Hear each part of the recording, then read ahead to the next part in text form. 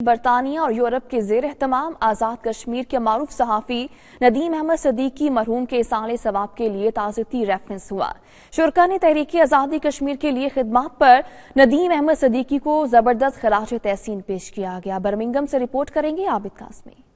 27 فروری کو جب پاک فضائیہ نے بھارتی طیارہ مار گرایا تو ندیم صدیقی اس کی کوریج کے لیے میرپور سے سماہنی کنٹرول لائن کی طرف جا رہے تھے، تاہم اس دوران کار حادثے میں وہ زندگی کی بازی ہار گئے۔ ان کی خدمات کو خراج عقیدت پیش کرنے کے لیے تحریک کشمیر برطانیہ نے ایک تعزیتی ریفرنس کا انعقاد کیا۔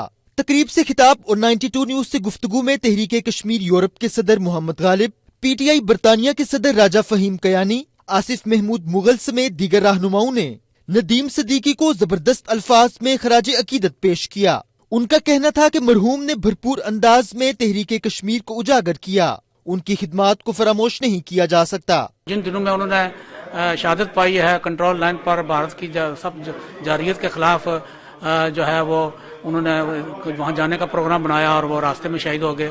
ہم آج ان کو زبردست خراج تحسین پیش کرتے ہیں کہ ان کے اللہ تعالیٰ ان کی شہادت کی حالیہ کشیدگی میں ہم نے دیکھا ہے کہ کس طرح بھارتی میڈیا نے نیگیٹو رول پلے کیا ہے، اس کے مقابلے میں پاکستانی میڈیا نے بڑا پازیٹیو رول پلے کیا ہے، اور اس پازیٹیو رول کو سر انجام دینے کے لیے ندیم احمد صدیقی جو ایل او سی کی طرف جا رہے تھے، جو یہ دنیا کو بتانا چاہتے تھے کہ کس طریقے سے بھارتی افواج ایل او سی کے اوپر اگریشن کری اور پاک افواج کس طرح اس اگریشن کو ڈیفینڈ کرے، اس اپنی ڈیوٹی کو سر انجام دیتے ہوئے صافی ڈیوٹی کو سر انجام دیتے ہوئے وہ ایک روڈ ایکسیڈنٹ میں شہید ہوئے۔ تو ہم اللہ تعالیٰ سے دعا کرتے ہیں کہ اللہ تعالیٰ ان کو جنت الفردوس میں اعلیٰ مقام عطا کرے، اور حکومت آزاد کشمیر سے ہم اپیل کرتے ہیں کہ ان کی فیملیز کے حوالے سے اور باقی جتنے بھی دیگر صحافیوں کے جو مسائل ہیں اس کے حوالے سے فوری کچھ ٹھوس اقدامات اٹھائے۔ اس حوالے سے میں تمام شرکاء جو تعزیتی ریفرنس کیا ان کا شکر گزار ہوں کہ انہوں نے ندیم احمد صدیقی کے حوالے سے ان کی یاد کے حوالے سے آج کا ریفرنس جو ہے وہ منعقد کیا۔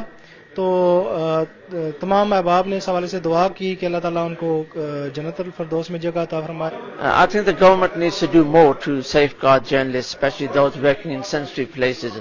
The government must act on this.